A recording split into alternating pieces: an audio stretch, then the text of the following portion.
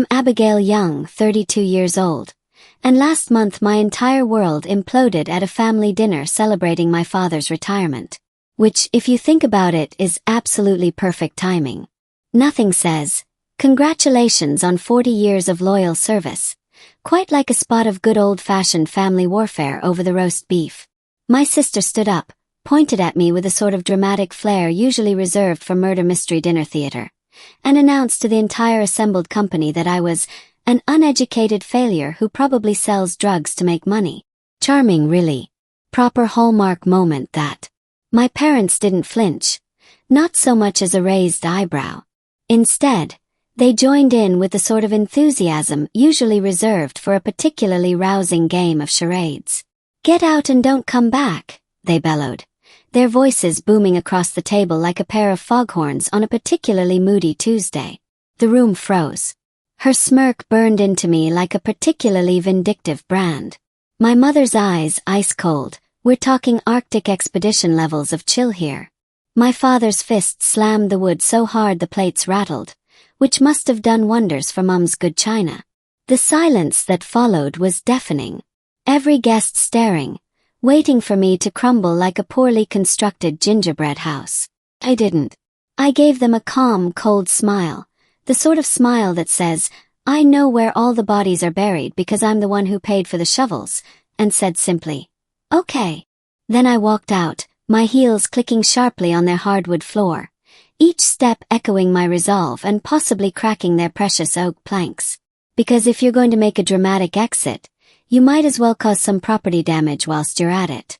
Before we continue, please subscribe to the channel and write in the comments what time it is where you are now.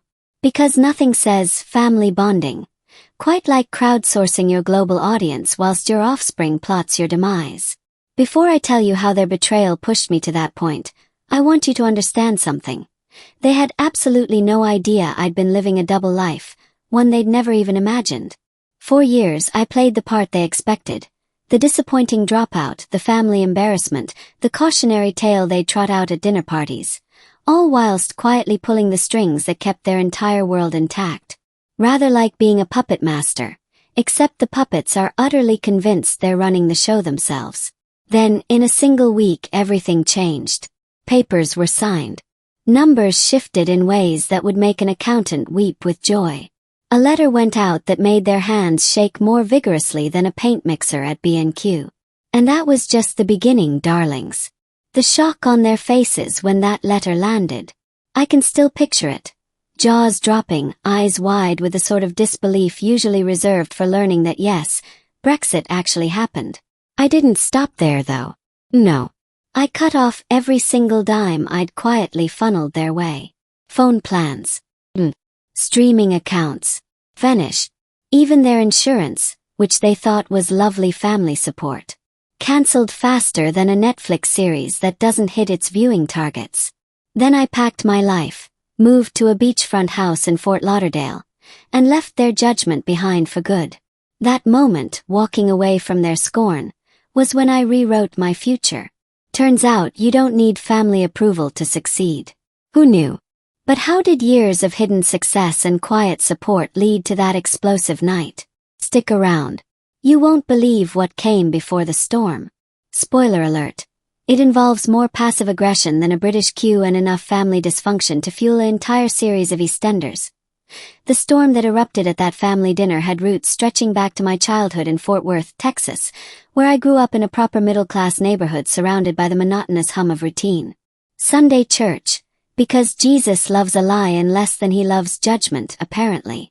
Backyard barbecues where everyone pretended to enjoy burned sausages. And my parents' unwavering belief that a college degree was the only path to success, presumably because they'd never heard of this newfangled thing called the internet. My father, Scott Young, a civil engineer who spent 30 years designing bridges, which is ironic, really, considering his complete inability to build bridges with his own daughter, would sit at the head of our dinner table, his voice steady and commanding. "A degree means stability, benefits, a real career," he'd say, cutting into his steak with a sort of precision that suggested he was practicing for something more sinister. My mother, Crystal Young, who handled payroll for a local company and thus presumably understood the concept of money, would nod, her smile gentle but firm. "It's what sets you apart," she'd add, passing the mashed potatoes like some sort of carbohydrate-based peace offering.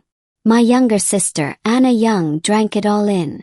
She aced her classes, joined debate club, because clearly she needed more practice at arguing, and mapped out her college applications by 16. She was aiming for a safe accounting job, which sounds about as thrilling as watching paint dry in a beige room. Me. I was the oddball, chasing ideas that didn't fit their neat little blueprint. The black sheep, if you will. Though in my family, I was more of a neon pink sheep with glitter and questionable life choices. At 14, I started making bracelets from beads and wire, selling them online for 10 quid each. I'd spend hours after school in my room, stringing designs under a dim desk lamp, uploading grainy photos to early internet forums with my cheap digital camera. My first month brought in $200. Small potatoes, but it lit a spark in me brighter than my father's disappointment. I'd run to the kitchen waving the cash, expecting, well, something. Literally anything. Smile. A nod. Basic acknowledgement of my existence.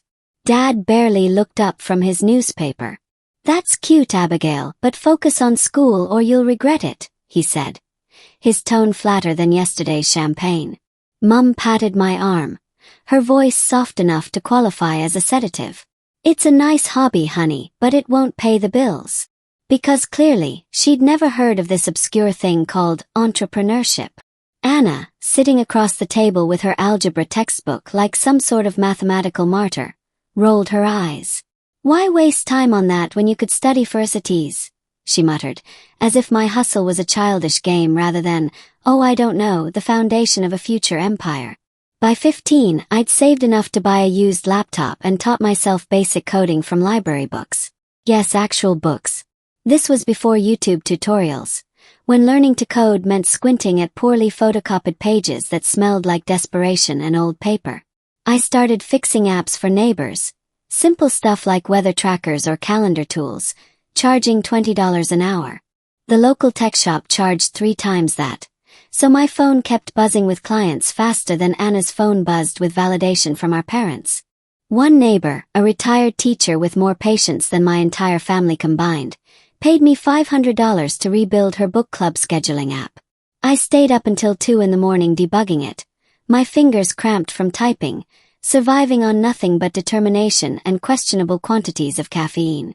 When I showed my parents the money, proud of my work like some sort of naive fool, Dad scoffed. She scoffed. Like I'd just presented him with a particularly unconvincing forgery. Side hustles don't build a future. Get serious. Mum chimed in with her own brand of gentle devastation. Anna's already planning her college tours. You should think about yours. Because nothing motivates quite like constant comparison to your sibling, does it? Their words cut deeper each time, like a particularly vicious game of emotional death by 1,000 paper cuts. Anna smirked, her honor roll certificates pinned proudly on the fridge, a silent jab at my pointless projects. Each certificate was basically a tiny middle finger aimed directly at my self-esteem. Family dinners became battlegrounds.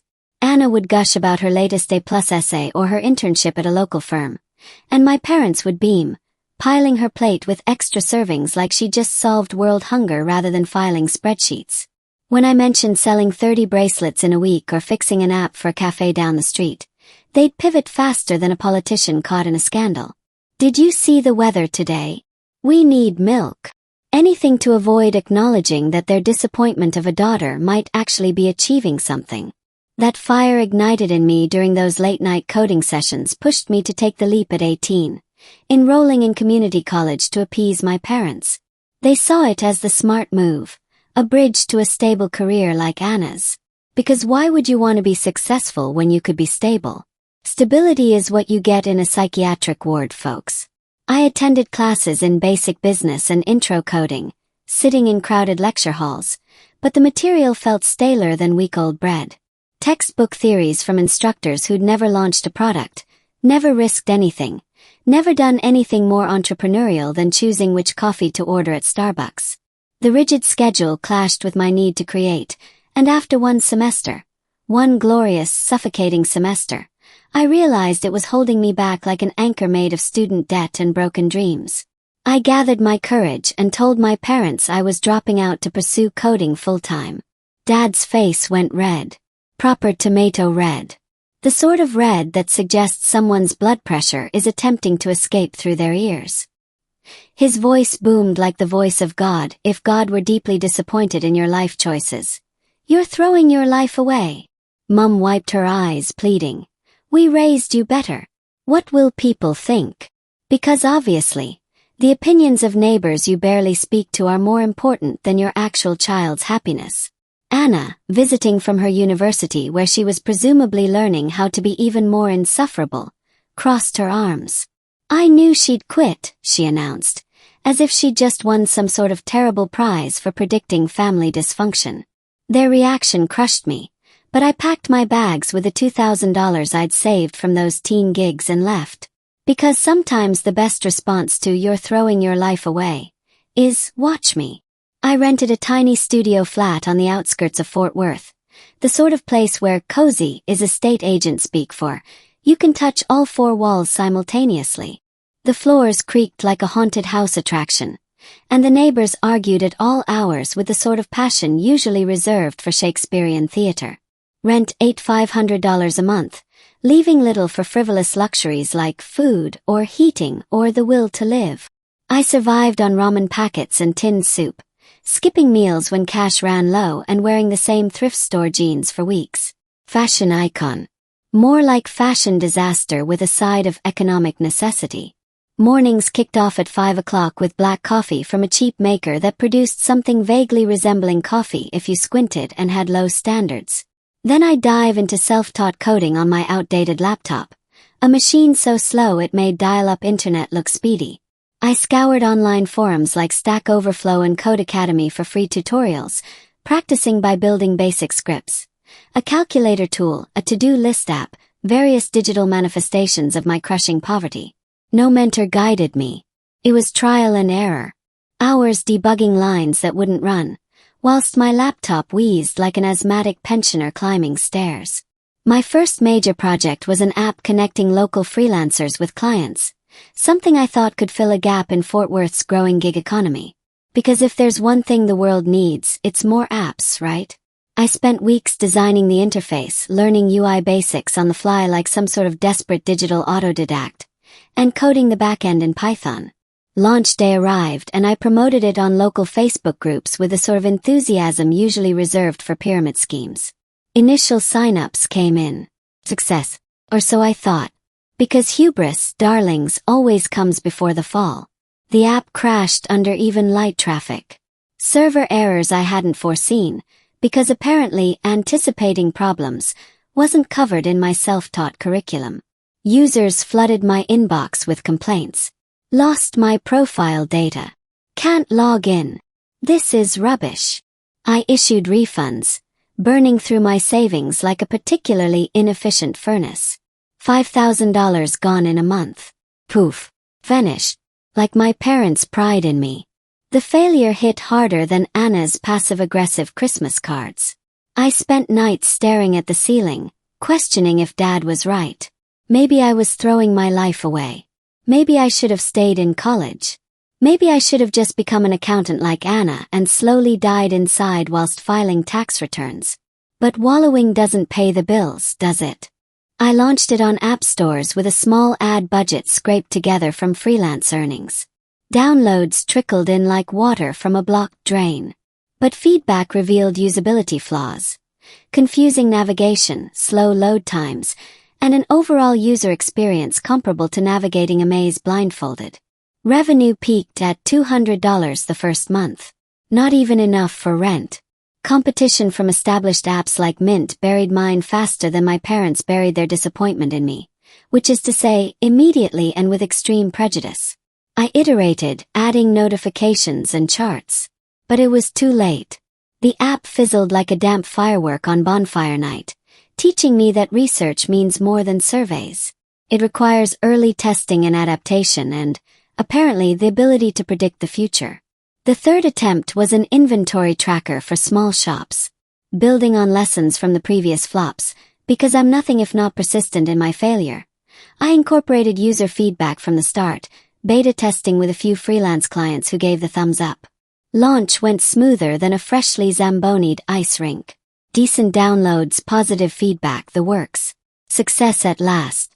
Or so I thought, because clearly I hadn't learned that hubris is always punished.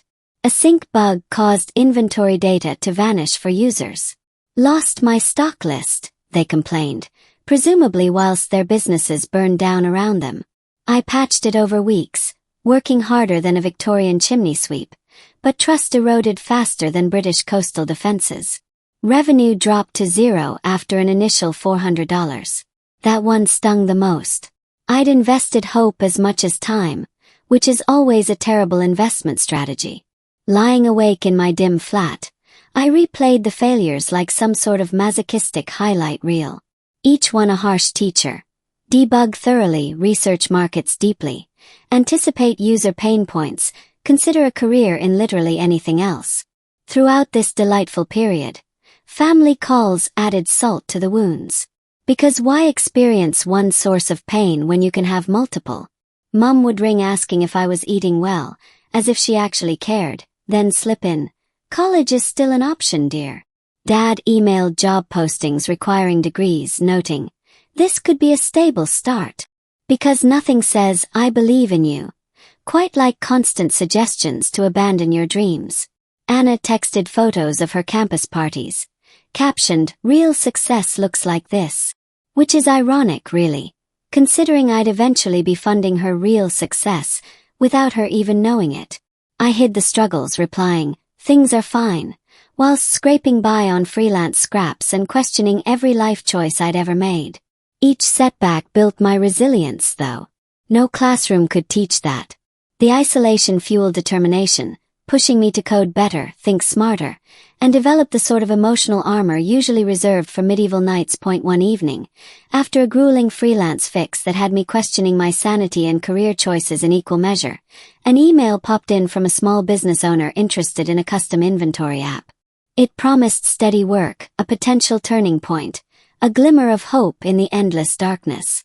But that same day, because the universe has a cruel sense of timing, Dad called, his tone sharper than a newly sharpened kitchen knife. "When are you going back to school? This phase has gone on long enough." His words lit a fuse. I hung up, opened my laptop, and vowed to make this opportunity my breakthrough, no matter the cost. Because spite is an excellent motivator, right up there with caffeine and crushing debt. Dad's call questioning my phase, as if building a career were some sort of extended adolescent rebellion, only hardened my resolve. I threw myself into that client email, turning it into the foundation for something bigger. The business owner, a local eco-enthusiast running a recycling center, needed a custom app to track inventory and connect with suppliers. Noble work, saving the planet and whatnot. I took the job for $400, but I saw opportunity glittering like fool's gold. Over the next 2 weeks, I built the prototype, incorporating features like real-time updates and user dashboards. Proper fancy stuff. The client loved it, paying on time, which in the freelance world is basically equivalent to winning the lottery, and referring me to 2 more businesses. Those gigs brought in $800. Enough to cover rent and buy a better laptop, one that didn't wheeze asthmatically every time I opened a browser. I used the momentum to pivot from freelance fixes to my own project, drawing on the lessons from my earlier flops like some sort of entrepreneurial Frankenstein's monster. I conceived EcoLink as a platform linking users to green services.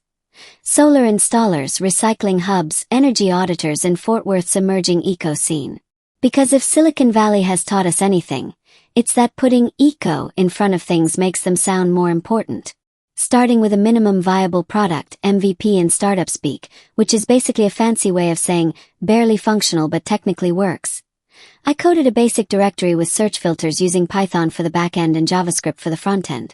I hosted it on a low-cost server, testing every feature obsessively to avoid the crashes that had sunk my previous apps like particularly unimpressive Titanics.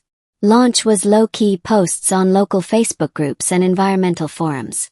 Downloads started slower than a pensioner at a zebra crossing. 10 the first week. 20 the next. But users liked the simplicity, presumably because it actually worked, which was a refreshing change. I iterated quickly, adding ratings and maps based on feedback from those early adopters. The breakthrough hit when a popular environmental blogger discovered it through a forum thread, probably whilst searching for something completely different. She reviewed EcoLink on her site, calling it a must-have for sustainable living in Texas. Her post exploded in eco-communities faster than you can say carbon footprint, driving thousands of downloads overnight. Revenue surged from premium listings, businesses paying to be featured, hitting $10,000 in the first month. I couldn't believe it. For the first time in my adult life, my bank account had a buffer. An actual buffer. Not just I can afford ramen and beans this week, but I could possibly buy something frivolous.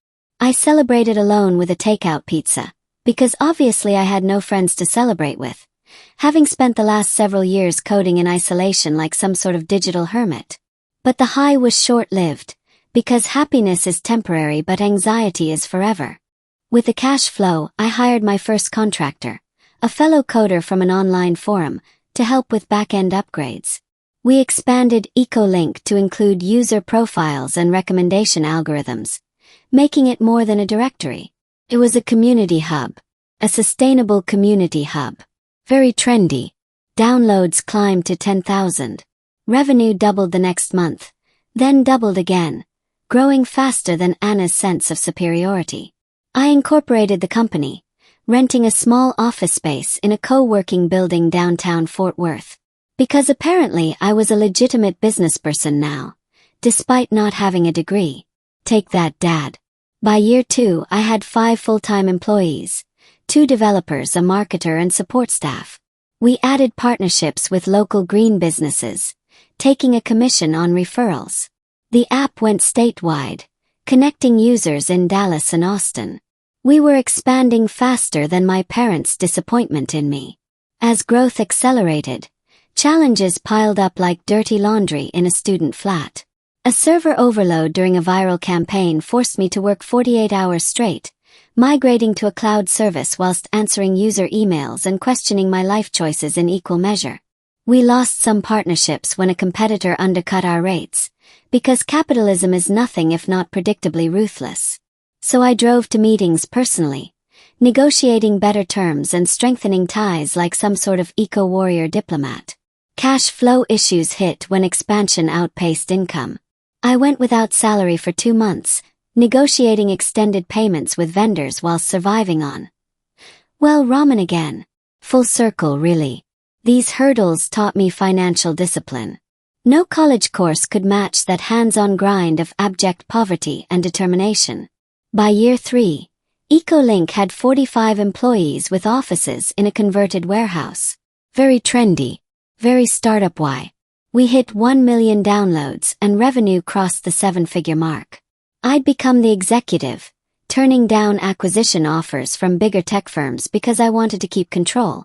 Also because spite is an excellent business strategy. I wanted to steer the vision toward national expansion. Features like AI-driven sustainability tips and integration with smart home devices kept users engaged. A profile in a business magazine highlighted our impact, bringing investor interest, but I stayed independent. Because after years of being controlled by my family's expectations, I wasn't about to hand control to some venture capital firm. Through it all, I kept my success hidden from my family like some sort of shameful secret. They'd ask about my job and I'd say, "Business is okay," downplaying the scale to avoid their skepticism. Which was generous of me, really, considering they'd never shown me a shred of genuine interest. Calls home were brief. Mum would update me on Anna's promotions, because obviously that's what I wanted to hear about. Dad on his projects, but they never asked details about mine. It hurt, but I told myself it was better than their judgment. I was lying to myself naturally, but sometimes lies are more comfortable than truth. One evening, after closing a major partnership that would make most people do a victory dance, I overheard Mum on the phone with a neighbor. "Abigail's doing some internet thing. Lucky for her, but it's not a real career." Lucky. As if years of 18-hour days, failed launches, and surviving on ramen were luck. As if building a $1 million company from nothing were equivalent to winning a bloody scratch card. Her words reignited the old pain, that familiar burning sensation in my chest that felt like heartburn but was actually just crushing disappointment in the people who were supposed to love me unconditionally. Mum's overheard comment about my internet thing being luck stung like a fresh paper cut to the eyeball, but it also ignited a quiet determination to help them in ways they couldn't ignore, even if anonymously. Because I'm nothing if not a glutton for punishment. As EcoLink grew, generating steady revenue faster than Anna generated self-satisfaction, I started funneling money back to my family without them knowing. It began with Mum's cancer diagnosis in 2017, right as the app hit its first major milestone. Because timing, as always, is everything.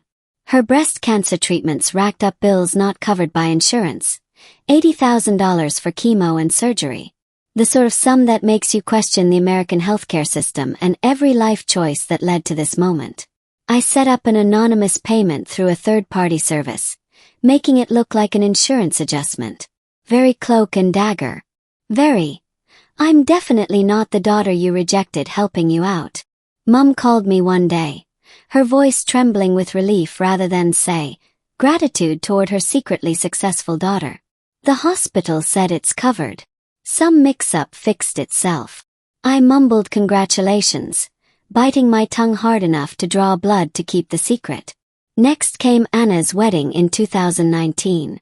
She and her fiancé Brian were short on funds for the venue and honeymoon, totaling $60,000. Because apparently getting married requires the GDP of a small nation. I wired the money via a family friend's account, disguising it as a gift from a distant relative who definitely existed and wasn't just me in a metaphorical trench coat. Anna texted me photos of the dress, gushing about how everything fell into place. I replied with a thumbs-up emoji, but inside it twisted. My contribution, my money, my success, all erased, credited to luck or family magic or divine intervention or literally anything except the daughter they'd written off. Then in 2021, Dad's house repairs after a storm damaged the roof and foundation, costing $30,000. I paid the contractor directly, posing as a grant from a local program that definitely existed if you didn't look too closely. Dad bragged to neighbors about good insurance, never suspecting the source was his failure of a daughter. I used separate bank accounts for these transfers, routing them through apps like PayPal and Venmo to stay hidden. Each time I'd check the statement, seeing the money vanish into their lives like water down a drain. Mum's recovery, Anna's happy day, Dad's fixed home. It felt good at first, a way to repay them for raising me, for providing a childhood, for giving me years of emotional damage to unpack in therapy. But the secrecy weighed heavier than a particularly guilty conscience. Why hide? Because their dismissal of my work made me fear they'd reject the help if they knew it came from my lucky path. Their pride was more important than truth. Their perception more valuable than reality. The inner conflict grew like a particularly aggressive weed. I craved their approval yet dreaded their judgment. I wanted them to see me, to acknowledge me, to just once say, well done without the implied, but you should have done it our way. The cracks showed in small ways. During a rare family call, Mum mentioned Anna's new car, bought with savings from her steady job. I knew I'd covered the down payment but said nothing, because apparently I enjoy emotional self-harm. Dad talked about his retirement fund, holding strong, unaware I'd topped it up like some sort of financial fairy godmother. Anna posted on social media about her promotion, captioning, "Hard work pays off, thanks to family support." That one stung worse than the others. Her family support was my silent checks, but she paraded it as her own merit like some sort of unwitting thief. I scrolled through their profiles, noticing how family photos from holidays never included me anymore. Or if they did, the captions skipped my name entirely. Abigail who? Never heard of her. Definitely not the person funding this entire lifestyle. One evening in 2022, after a long day at the office where I'd successfully managed a company whilst my family successfully erased my existence, I overheard Anna on a video call with her friends whilst visiting home for a weekend. Abigail got lucky with some app thing. She's still uneducated though. She laughed. She laughed. Like my lack of formal education was the punchline to a particularly cruel joke. Her words echoed in my head like a particularly vicious earworm. They saw my success as a fluke, not skill. A happy accident, not years of grinding work. It hurt more than the failures ever had because at least failure was honest. The pain fueled a cycle. I helped more to prove my worth, like some sort of twisted experiment in conditional love. But the secrecy deepened the divide, creating a chasm wider than the Grand Canyon and approximately twice as painful to look at. By 2023, the total support hit $170,000. All anonymous. All unacknowledged. All credited to luck or good fortune or the universe conspiring in their favor, rather than their daughter actively making it happen. Mom's follow-up scans, Anna's home down payment extension, Dad's car repair after a fender bender. I handled it all. Each transfer was a mix of love and resentment, a silent bid for recognition that never came. Their casual mentions of things worked out erased my role entirely, crediting family effort, or fate or divine intervention or literally anything except me. On social media, Anna's posts about our family's resilience made my stomach twist harder than a particularly aggressive yoga pose. Resilience built on my money, but they claimed it as their own like colonizers planting a flag on land that wasn't theirs. The breaking point came when I saw Anna's post after her promotion party. A photo of them all toasting. No mention of me naturally. Thanks to everyone's hard work, she'd written, which was rich considering the only hard work she'd done was cashing checks I'd sent. That night I sat in my flat, staring at the screen, the pain turning to resolve like milk turning to cheese. Their erasure wasn't just oversight. It was denial. Active, deliberate denial of my existence and contribution. I decided the retirement dinner for Dad would be the moment to reveal everything, to force them to see me, to make them acknowledge what I'd done. The secrecy had to end, even if it meant confronting the rift head-on and possibly making it worse. Because at this point, how much worse could it get? That post from Anna crediting family effort for everything I'd silently funded was the final push, the last straw, the thing that made me snap like a particularly brittle Kit Kat. I couldn't keep hiding my truth like some sort of shameful secret. My father's retirement dinner in 2024 was my chance to lay it all bare, not to boast. Okay, maybe slightly to boast, but to force them to see me as more than the dropout they dismissed. I decided to present a gift. A fully funded retirement account worth $100,000, set up through my company's financial advisor. It wasn't just money. It was proof of my success, concrete evidence that I'd built something real. But more than that, I wanted them to know about the years of support I'd given. The $80,000 for Mom's cancer treatments, the $60,000 for Anna's wedding and car, the $30,000 for Dad's house repairs. This wasn't about shaming them, though that would be a nice bonus. It was about claiming my place in the family, about forcing them to see me.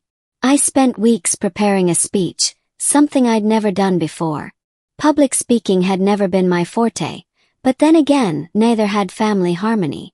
Sitting at my desk in Fort Worth, I wrote and rewrote, tracing my journey from those teenage bracelet sales to coding apps in my cramped flat, from failures to EcoLink's 7-figure revenue.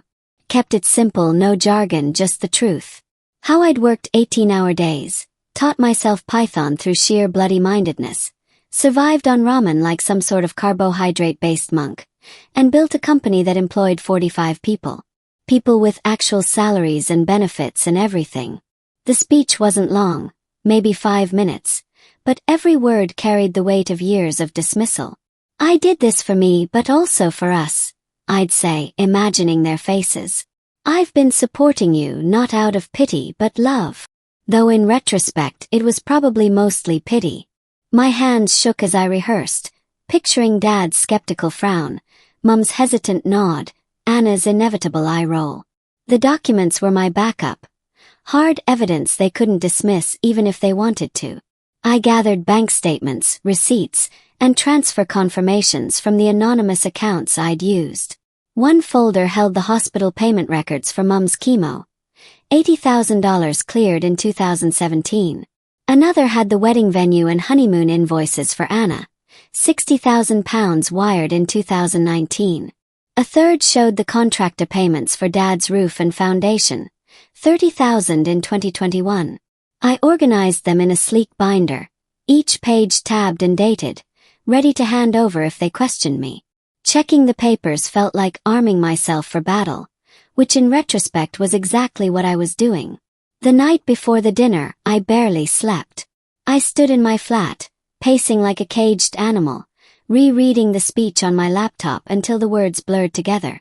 Doubt crept in like damp through poorly sealed windows. Would they even listen? Dad's voice echoed in my head. Focus on school or you'll regret it. Anna's smug observation. Abigail got lucky.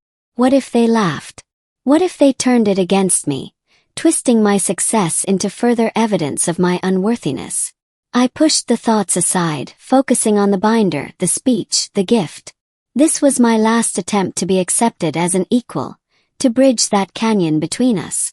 Though in hindsight, perhaps I should have just accepted that some canyons aren't meant to be bridged. I ironed my dress, a simple navy one I'd worn to client meetings, because apparently dressing professionally matters even when you're about to be emotionally eviscerated, and packed the binder and gift paperwork in my handbag. My heart raced as I visualized the moment, setting the binder on the table, speaking my truth, watching their faces shift from doubt to realization to, hopefully, something resembling respect. The morning of the dinner, I drove to a coffee shop to clear my head. Sitting with a latte that cost more than a day's food budget from my struggling years, I ran through the speech one last time, whispering the lines under my breath like some sort of corporate incantation. A barista noticed, smiling kindly. "Big presentation today," she asked. I nodded, not explaining. Felt too personal. Too raw. Too much like admitting that I was about to attempt emotional connection with people who'd spent years treating me like a particularly disappointing houseplant. Back home, I checked the binder again, ensuring every receipt was in place. The retirement account paperwork was crisp, signed by the advisor, a tangible symbol of my success.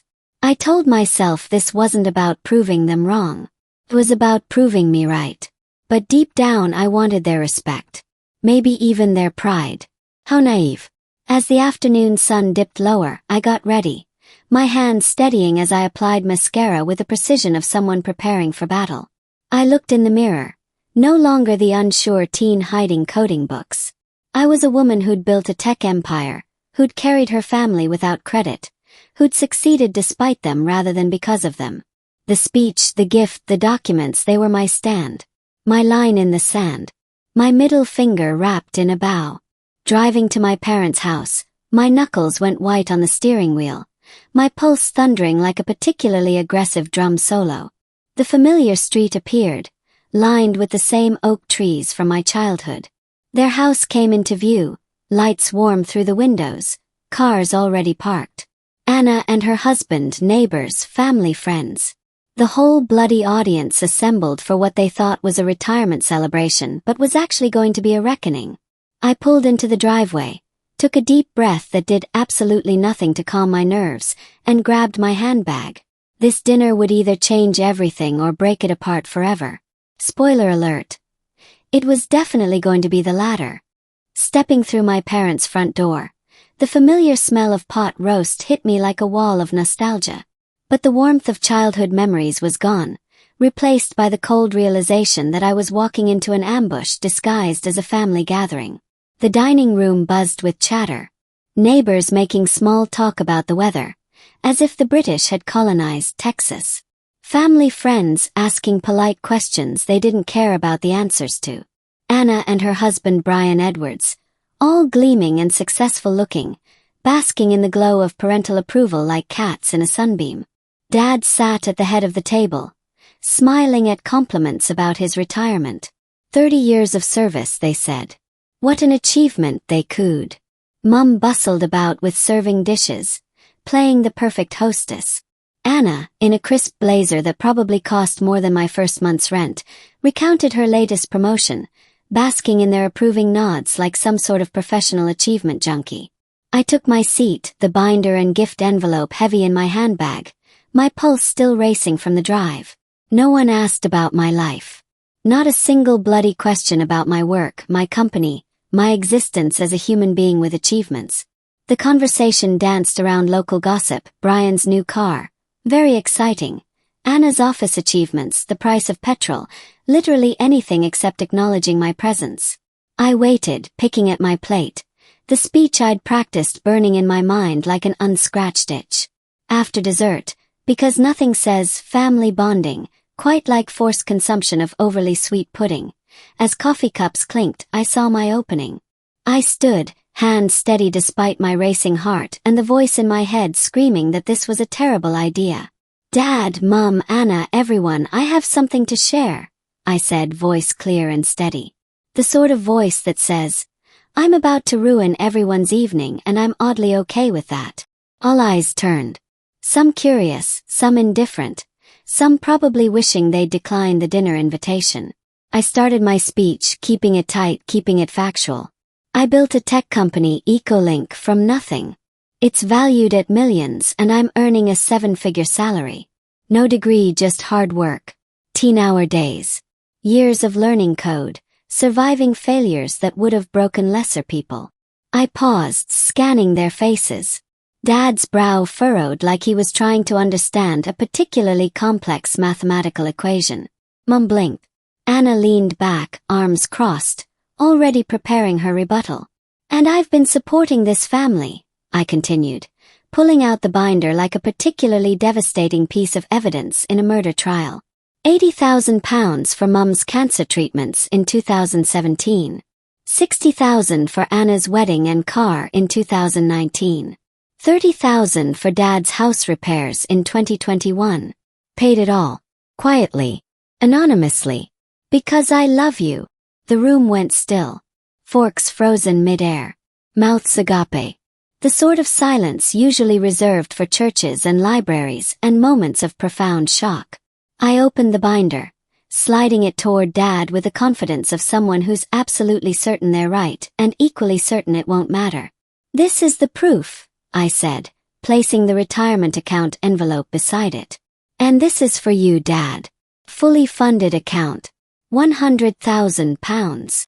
I expected shock. Maybe gratitude. Perhaps even a well done, daughter. How wonderfully naive of me. Instead, Anna stood, her face twisted into an expression that could curdle milk. You're an uneducated failure, she spat, her voice dripping with more venom than a particularly aggressive snake. Stop lying.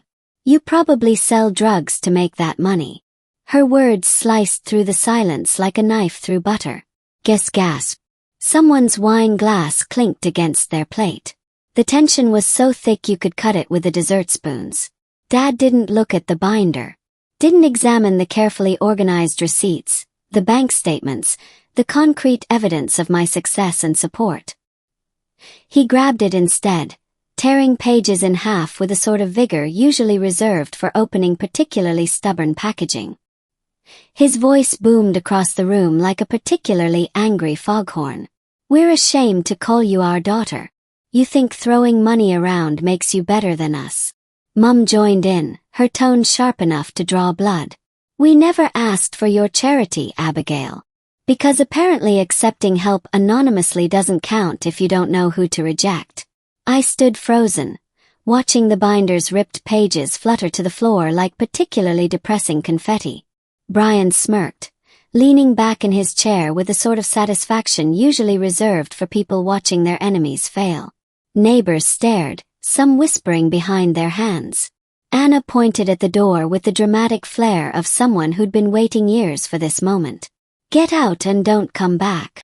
Dad echoed, his face red enough to signal ships at sea. Out. Now. Mum's eyes were cold. Colder than Antarctic ice. Colder than liquid nitrogen. No trace of defense, no hint of wait, let's talk about this. No acknowledgement that perhaps, just perhaps, tearing up evidence without looking at it wasn't the most rational response. The weight of their words hit like a tidal wave, like a freight train, like every terrible metaphor for devastating impact you can imagine. Not just rejection but complete erasure of everything I'd done. Everything I'd built. Everything I'd given. I didn't argue. Didn't plead. didn't break down crying like they probably expected. Something snapped inside me, a clarity cutting through the hurt like a laser through fog. I gave them a cold, calculated smile, one I'd never used before. The sort of smile that says, I know something you don't, and you're going to regret this. I understand perfectly now, I said, my voice steady, almost icy. Probably should have been terrifying, but they were too caught up in their righteous indignation to notice. I grabbed my handbag, the torn binder, the untouched envelope that represented £100,000 they'd just rejected, and walked out. My heels clicked on the hardwood with each step, a rhythmic countdown to their impending regret. The door slammed behind me, their shouts fading into background noise. Outside, the night air was cool, but my blood burned hotter than a particularly aggressive curry. I slid into my car, hands trembling on the steering wheel, not from sadness but from a new resolve, a crystalline clarity about what needed to happen next. They hadn't just dismissed my success. They'd spat on it, torn it apart, called me a criminal. The love I'd poured into those payments, the years of secrecy to spare their pride, the anonymous support that had literally kept their lives afloat, all of it meant nothing. Less than nothing. It was an insult to them. I pulled out my phone, scrolling to my lawyer's number, a contact I'd never thought I'd need for family matters, but here we were. As I drove to my hotel, street lights blurring past like a particularly depressing light show, I dialed. I need you to look into some property records, I said, voice calm but firm. The sort of calm that precedes extremely calculated decisions. The house my parents rent. I want to buy it. Fast. He asked why, as lawyers do, probably wondering if he needed to talk me out of something legally questionable. I didn't explain the dinner, the torn papers, the shame they'd thrown at me like particularly vicious confetti. I just said, it's time to set things right. Revenge wasn't a choice anymore. It was a bloody necessity. Dialing my lawyer on that drive, their shouts still ringing in my ears like the world's worst ringtone, sealed the plan. I wasn't turning back. No more Ms. Nice Daughter. No more anonymous support. No more pretending their approval mattered. Look into the rental property my parents live in, I said, voice steady despite the adrenaline coursing through my veins like particularly aggressive espresso. He pulled records overnight, because apparently lawyers can work quickly when you're paying them enough, confirming the house was for sale by the owner. A standard Texas listing at market value. How convenient. I wired the funds from my company account the next day, closing the deal in cash for speed. No loans, no delays, no opportunity for second thoughts or conscience to interfere. 1 week after the dinner, the title was mine. The house they'd lived in for decades, the place where they'd dismissed my dreams and torn up evidence of my success, now belonged to me. Poetic, really. I didn't confront them directly. That would be too theatrical, too obvious. Instead, I sent a legal notice through the lawyer's office. Professional. Cold. Efficient. On company letterhead with EcoLink's logo bold at the top, just to really drive home whose lucky internet thing was now their landlord. The notice detailed the new ownership, doubled the rent to match current Fort Worth rates, up from $1,500 to $3,000 monthly, and demanded immediate payment for back utilities I'd covered anonymously over the years. £20,000. The notice gave them 30 days to pay or vacate, all perfectly within Texas tenant laws. Legal. Binding. Absolutely ruthless. The shockwave hit faster than Anna's ability to judge my life choices. Mum called the next day, her voice trembling like a leaf in a hurricane. What's this letter? The rent's doubled. How can we afford that? I kept it professional, my voice as warm as a particularly cold fish. It's business. The property is under new management. She pressed, trying to engage, trying to find the daughter who'd secretly supported them for years. Hung up, because sometimes the most powerful statement is silence. Anna texted furiously, her messages appearing on my phone like particularly aggressive spam. This is low even for you. I didn't reply. Didn't dignify it with a response. Didn't explain that perhaps, just perhaps, Calling your sister a drug dealer in front of an entire dinner party might have consequences. Dad emailed, accusing me of playing games with family. I forwarded it to the lawyer without comment, creating a paper trail of their harassment. Because if I've learned anything from building a business, it's that documentation is everything. To expose the scale, because if you're going to burn bridges, you might as well make it spectacular. I posted on LinkedIn about toxic family dynamics. Anonymous enough to maintain professionalism, but obvious enough for anyone who knew us to understand. When success is dismissed as luck and support is erased, boundaries become essential. I wrote, linking to an article on entrepreneurial mental health. It got hundreds of likes within hours, with comments from colleagues sharing similar stories. Turns out, toxic families are surprisingly common. Who knew? The post didn't name them directly, but the timing spoke volumes. I wasn't hiding anymore. Wasn't protecting their reputation whilst they destroyed mine. I cut off all ongoing support that same week, dismantling their invisible safety net with the efficiency of someone who'd spent years building it. Their phone plans, billed to my credit card under family share, cancelled.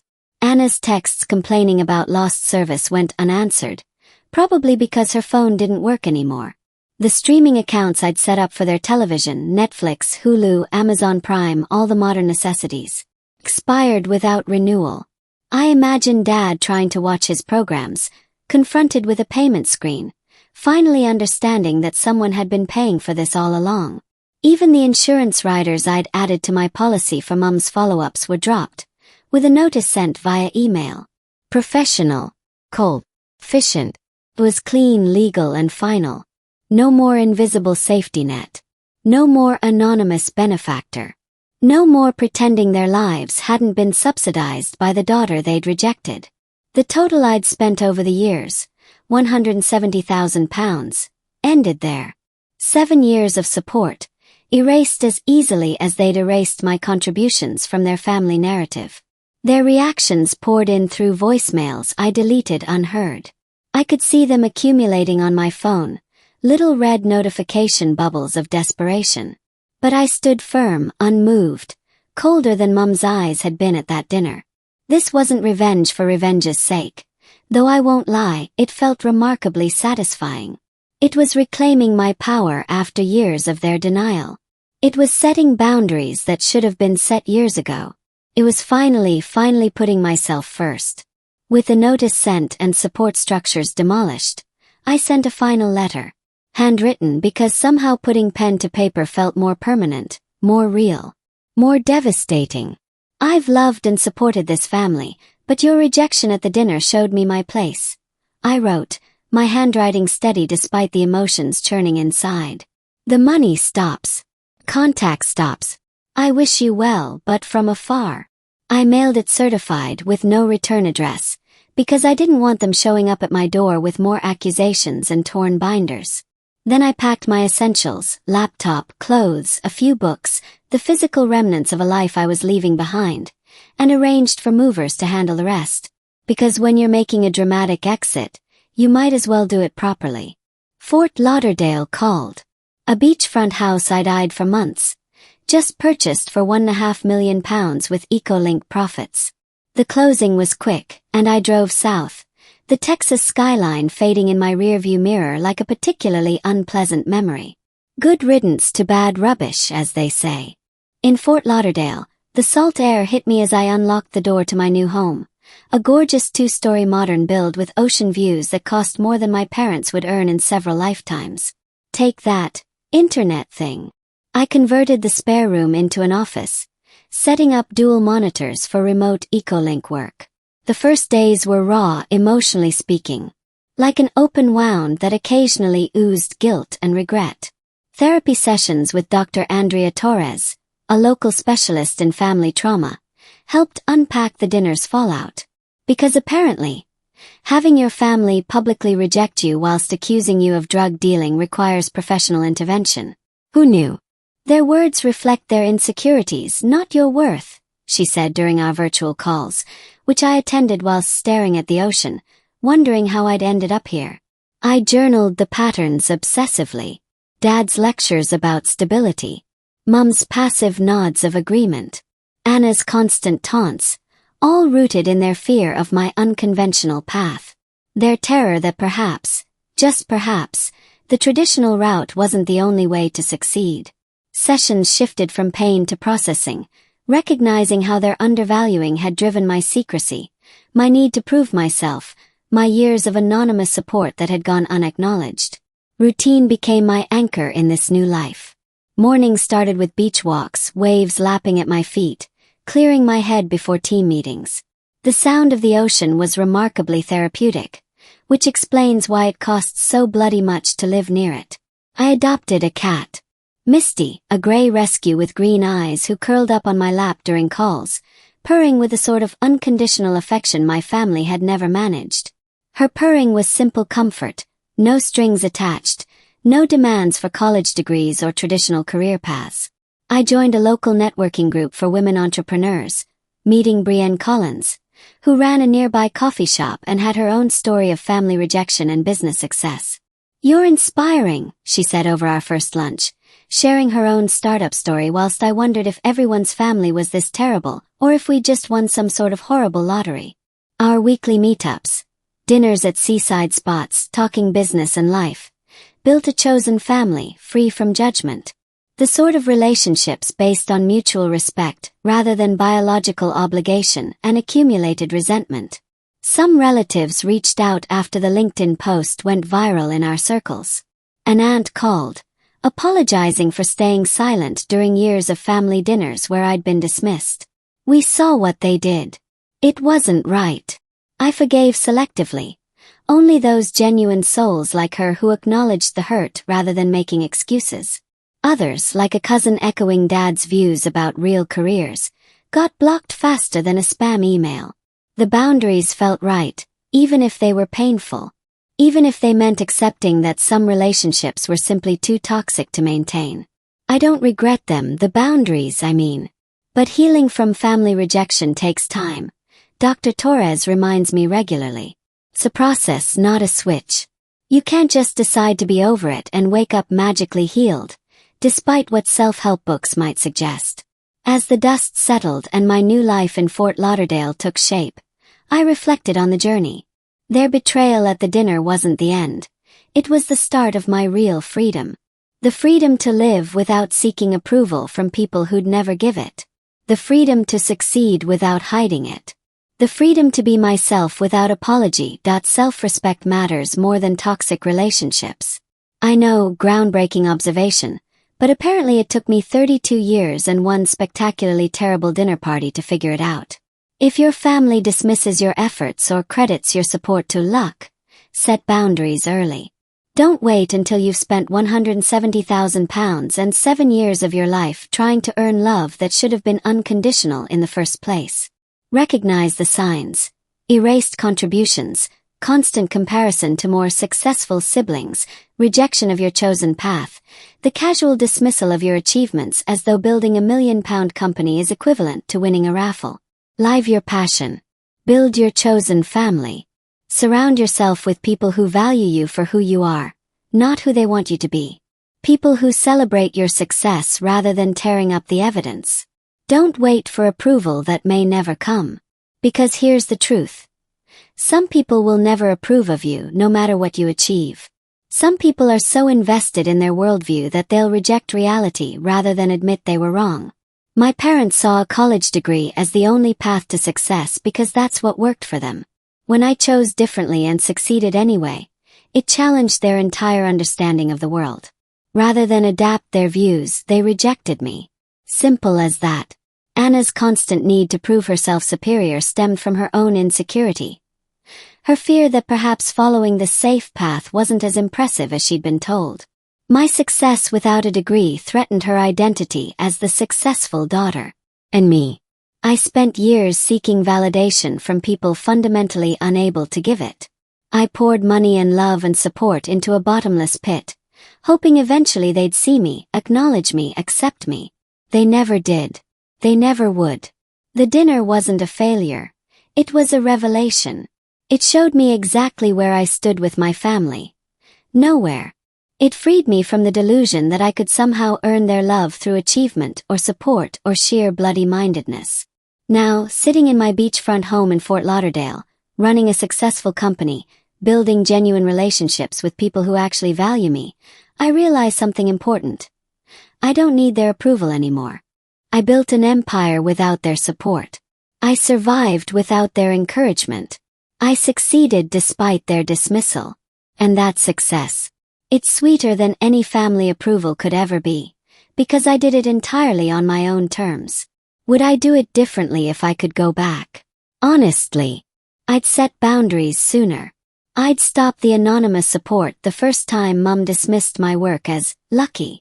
I'd save myself 7 years and £170,000 of wasted effort trying to buy love from people fundamentally incapable of giving it. But I wouldn't change the outcome. Because that terrible dinner, that spectacular rejection, that moment when they tore up evidence of my success and called me a drug dealer, freed me. It cut the last threads of obligation and guilt that had bound me to them. I'm 32 years old. I built a multi-million-pound company from nothing. I employed 45 people. I changed an entire industry. And I did it all without the approval of people who thought a college degree was more valuable than talent, hard work, and determination. So here's my advice, delivered from my oceanfront office whilst my cat purrs on my lap, and my company continues growing without me actively managing it because I built proper systems like a competent businessperson. If your family treats you like I was treated, leave. Set boundaries. Cut them off if necessary. Build your own life, your own success, your own chosen family. Don't waste years trying to earn love that should be freely given. And if they eventually realize what they've lost, well, that's their problem, not yours. You'll be too busy living your best life to care. Then, now if you'll excuse me, I have a beach to walk on and a life to enjoy without toxic family members ruining it.